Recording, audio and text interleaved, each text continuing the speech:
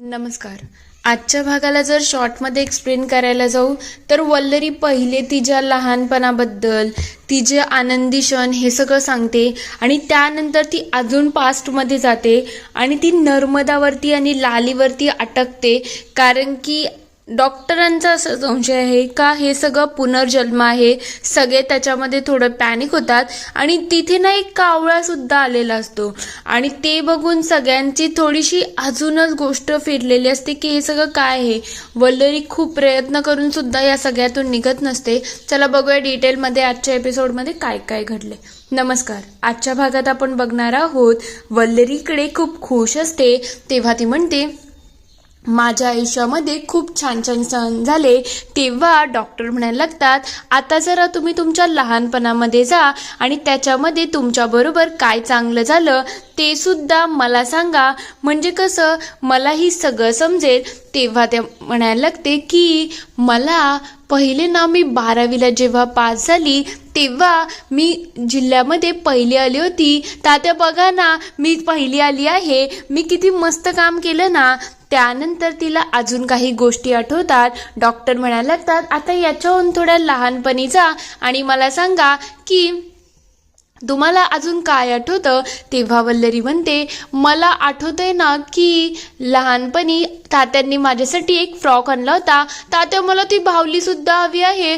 तात्या मला हे हवं आहे. तात्या मला हे द्या ना. हे सगळं झाल्यानंतर डॉक्टर तिला विचारतात आता जसे तुम्ही मला हे क्षण सांगितले तसंच तुमच्या आयुष्यामध्ये जे काही वाईट झालं असेल ते सुद्धा तुम्ही मला सांगू शकता. तेव्हा वल्लरी लगेच तिच्या भूतकाळामध्ये जायला सुरुवात करते आणि सांगायला लागते मला माहिती आहे ना माधुरीच्या बाबतीत खूप चुकीचं झालं. माधुरी तुझ्या बाबतीत हे असं कसं काय होऊ शकतं. मी तुला खरंच न्याय मिळवून देईल. मी मोठ्यापणी ना खूप मोठी वकील होईल आणि असा न्याय मी कोणावरतीच होऊ देणार नाही. त्यानंतर डॉक्टर म्हणतात आता याच्या पुढच्या सिच्युएशनला जा. तेव्हा ती म्हणते तात्या तुम्ही तात्यांबरोबर असं का करताय. तात्या माझी खूप छान आहे, त्यांची जमीन घेऊ नका ना, त्यांना खूप त्रास होतोय. तात्या हे तुमच्याबरोबर असे का वागतायत, तुमच्याकडून का पैसे मागतायत. तात्या बघा ना हे सगळं काय आहे, मला सांगा ना काहीतरी, म्हणजे काहीतरी झालंय ना तात्या बोला की. तेव्हा डॉक्टर म्हणतात गुड, आता मला याच्या पुढचं सांगा. तुमच्या लहानपणी तुमची लाली नावाची कोणती मैत्रीण होती का. तेव्हा वल्लरी म्हणते नाही, लाली नावाची माझी कोणतीच मैत्रीण नव्हती आणि माझ्या आयुष्यात कोणतीच अशी मैत्रीण नाही आहे. तेव्हा डॉक्टर म्हणतात शांतपणे आठवा, तुमची कोणीतरी लाली नावाची मैत्रीण होती ना. तेव्हा वल्लरी स्पष्टपणे सांगते नाही, माझी कोणीच लाली नावाची मैत्रीण नव्हती. तेव्हा हे ऐकल्यानंतर मनोज आणि तेजाला काही समजत नसतं की काय चाललं आहे. इंदुमती तर पुरेपूर घाबरून गेलेली असते. तेव्हा डॉक्टर म्हणायला लागतात मग आता याच्याहून मागे जा तुम्ही आणि काय होतंय ते सांगा. तेव्हा ती लगेच रडायला लागते. तेवढ्यात तिथे एक कावळा सुद्धा आलेला असतो आणि तो काव काव करायला सुरुवात करतो. इकडे लालीचं जसंच नाव ऐकतं तसंच वल्लरी रडायला लागते आणि म्हणायला लागते माय किती तुला मारलं आहे, असं का करताय तुम्ही. कोणी मारलं लाली तुला, तुला असं कसं काय कोणी केलं. माझ्या पोट्टीला किती मारलं आहे ना, किती छळ करता हो तिचं, का करताय तिच्याबरोबर. इकडे कावळा काव काव करत असतो आणि वल्लरीच्या आतमध्ये नर्मदा बोलायला लागलेली असते. तेव्हा ती म्हणायला लागते लालीमाई तुझं काय होतंय रे, तुला कोण एवढं छळतं. खरं म्हणजे हे सासूबाईंनीच केलं आहे ना. आत्याबाई तुम्ही माझ्या पोट्टीच्या बरोबर असं का करताय हो, ती खूप छान आहे. हे ऐकल्यानंतर डॉक्टरांच्या पायाखालची जमीन चालते. ते विचार करतात हे सगळं तर अनबिलिव्हेबल आहे. वल्लरी तू बाहेर ये, वल्लरी काय झालं आहे. पण वल्लरी काही रिस्पॉन्सच करत नसते. तेव्हा ती म्हणायला लागते खरंच आत्याबाई तुम्हाला मुलगा हवा होता ना, म्हणून तुम्ही हे सगळं करताय ना, म्हणून माझ्या लालीला एवढा त्रास देताय ना. माय किती तुला लागलंय ग, किती तुझा छळ होतोय, किती तुला त्रास होतोय, हे सगळं काय होतंय तुझ्या बरोबर, तरी सुद्धा सगळं काही तू गपगुमान सहन करते. माय काय चाललंय तुझं, मला खरंच कळत नाही. आत्याबाई तुम्हाला मुलगा हवा होता पण माझी लाली मुलापेक्षा कमी नाही आहे. ती खरंच खूप छान आहे, खूप हुशार आहे. तेव्हा तिच्याजवळ इकडे तेजा डॉक्टरांच्या जवळ येते आणि म्हणायला लागते, डॉक्टर हे सगळं काय आहे आणि वल्लरी असं काय रिस्पॉन्स करते, एवढा वेळ सगळं छान होतं, आता काय झालं.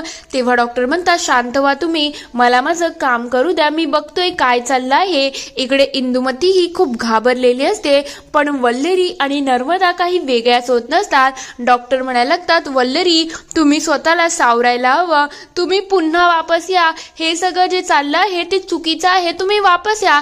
तेव्हा ती काही रिस्पॉन्सेस देत नसते, ती सतत लालीचं नाव घेते. लाली माय, मला माहिती आहे तुझ्या बाबतीत खूप चुकीचं घडत आहे, तुझा खूप छळ होत आहे ना, पण माझ्या मायला किती लागलं आहे, तिच्या अंगावरती कसे चट्टे उठले आहे, कसं होतंय माझ्या लालीचं.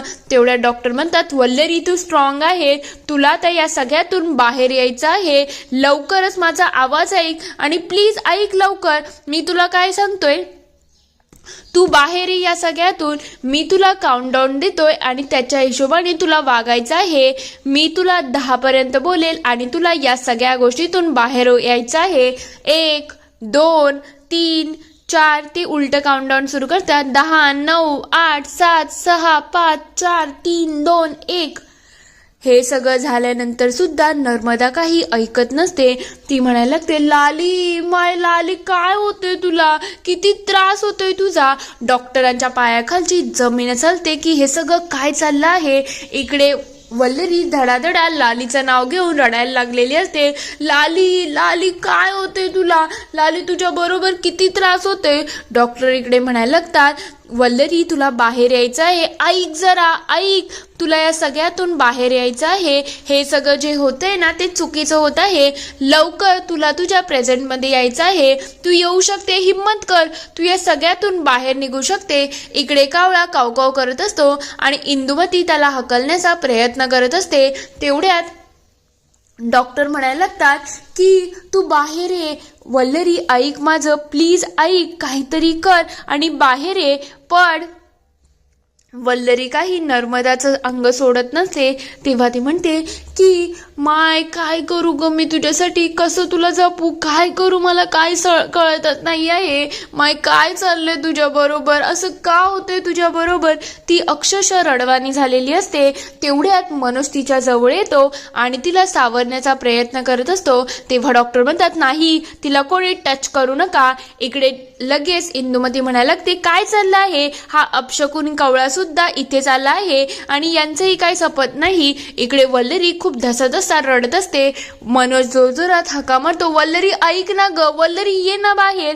तेवढ्यात डॉक्टरही खूप घाबरतात आणि विचार करतात, लवकर वल्लरीला बाहेर आणायला पाहिजे, नाहीतर या सगळ्या गोष्टी कॉम्प्लिकेटेड होऊ शकतात. इकडे तेजा याक मारत असते, वल्लरी ऐक ना ऐक ना. इकडे इंदुमती म्हणायला लागते, मी सांगितलं होतं ना हे बाहेरचं वारं आहे, पण तुम्ही कोणी या डॉक्टरांवरती सगळ्यांनी विश्वास ठेवला, माझ्यावरती कोणी विश्वासच ठेवला नाही. तेवढ्या डॉक्टर म्हणतात, शांत व्हा सगळ्यांनी, मला माझं काम करू द्या, मी माझं सगळ्यात बेस्ट करण्याचा प्रयत्न करत आहे, शांत व्हा. वल्लरी तुम्हाला बाहेर यायचं आहे, प्लीज बाहेर या. पण वल्लरी काही बाहेर येत नसते. ती जोरजोरात लालीचं नाव घेते आणि रडायला लागलेली असते. तेवढ्यात इकडे कावळा काही ऐकतच नसतो, त्याचं कावकाव सुरूच असतं. इंदुमती त्याच्या जवळ जाते आणि म्हणते, काय चाललंय तुझं, अरे जा ना अपशकुनी, इथे ऑलरेडी वल्लरीची अवस्था खराब आहे आणि तुझं इथं काय चाललं आहे. वल्लरी इकडे रडतच असते.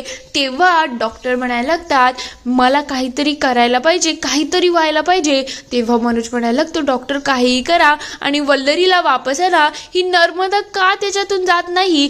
तेव्हा डॉक्टर म्हणतात, अरे मी माझं सगळ्यात बेस्ट ट्राय करतोय, पण ती रिस्पॉन्सच करत नाही, मी काय करू सांगा ना. इकडे कावळा ही कावकाव करत असतो. तेवढ्यात इंदुमती म्हणायला लागते, जा रे, निघ इथून, डोकं खाऊ नको, ऑलरेडी डोकं खराब झालं आहे, देवा परमेश्वरा तूच बघ रे, काहीतरी कर आणि या संकटातून आम्हाला बाहेर काढ. इकडे तेवढ्यात नर्मदा रडता रडता शांत होऊन जाते आणि वल्लरी पुन्हा तिच्या रूपामध्ये येते. तेवढ्यात मनोज तिला हात लावायला जातो. ते बघता डॉक्टर तिला अडवतात आणि म्हणतात, थांब जरा, मला सांग तू वल्लरीच आहे ना. तेव्हा वल्लरी म्हणायला लागते, हो माझं डोकं खूप जड झालं आहे, मला काहीच कळत नाही काय होत आहे. डॉक्टरही अक्षरशः हतबल झालेले असतात. तेव्हा ते म्हणतात, वल्लरीला आता तुम्ही आराम करायला घेऊन जा. मनोज लगेच वल्लरीला आत घेऊन जात असतो. तेव्हा तो इंदुमतीला सांगतो, आई चल माझ्या बरोबर. ते दोघं लगेच आत निघून जातात. डॉक्टरांना काय करावं काही सदरत नसतं, कारण की त्यांच्यासाठी सगळं हे आश्चर्यकारक असतं. तेवढ्यात तेजा विचारते, काय झालं डॉक्टर, का असं वागत होती वल्लरी, नेमकं प्रकरण काय आहे, तुम्ही काही सांगता का. तेवढ्यात मनोज तिथे येतो आणि म्हणतो, वल्लरी आणि नर्मदाचं काय प्रकरण काय आहे डॉक्टर, मला काहीतरी उत्तर द्या, माझं डोकं आता चालत नाही. तेव्हा डॉक्टर म्हणतात, इथं नाही, आपण दुसरीकडे जाऊन बोलूया. इकडे डॉक्टर तेजाच्या घरी येतात आणि म्हणतात, मला वाटते तशी ही केस नाही आहे, मला वाटलं होतं ही मल्टिपल पर्सनॅलिटी डिसऑर्डर असेल, पण हे वेगळंच काहीतरी आहे. तेव्हा तेजा म्हणते, काय चाललंय डॉक्टर तुमचं, तुम्ही आता या भूतबाधा आणि या गोष्टींवरती विश्वास ठेवणार का, तुम्ही सायन्समध्ये सगळं प्रूव्ह करता ना. तेव्हा मनोज म्हणतो, शांत हो, पहिले ऐकू तर द्या त्यांना काय बोलायचं आहे, तुम्ही लगेच हायपर होऊ नका. तेव्हा तेजा म्हणते, काय हायपर होऊ नका, डॉक्टरही असे बोलायला लागले तर कसं चालेल, तुम्ही तर तिची ट्रीटमेंट करायला आले आहात ना, मग ट्रीटमेंट करा ना. तेव्हा डॉक्टर म्हणतात, मी फक्त सायकॅट्रिस्ट नाही आहे, माझी दुसरी ही बाजू आहे आणि त्या बाजूनुसार मला एवढं समजते. पहिले मला वाटलं होतं ही केस मल्टिपल पर्सनॅलिटी डिसऑर्डर आहे, पण आत्ता मला कळते ही केस ती नाही आहे, ही केस आहे जी म्हणजे पुनर्जन्म तुम्ही बोलू शकता, ही त्याची केस आहे.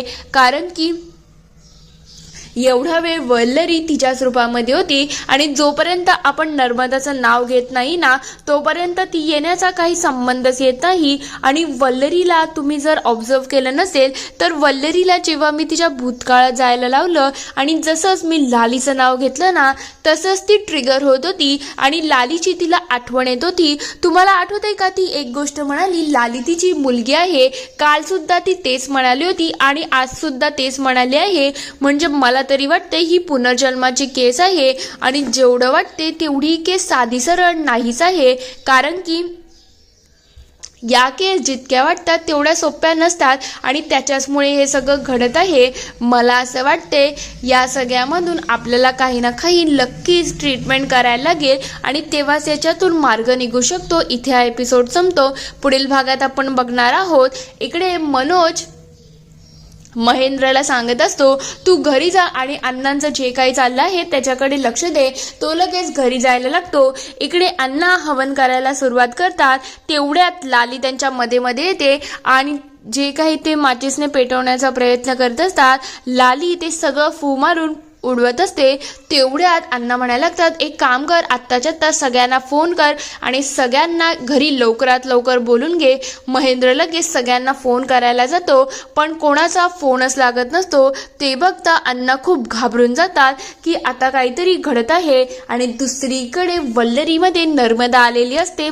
इथे हा पूर्ण एपिसोड संपतो. आता खरं म्हटलं तर ही पुनर्जन्म आहे की भूतबाधा आहे, तुम्हाला काय वाटतं ते मला कमेंटमध्ये नक्की कळवा. व्हिडिओ आवडला असेल तर लाईक, शेअर, सबस्क्राईब करायला विसरू नका. Thank you for watching.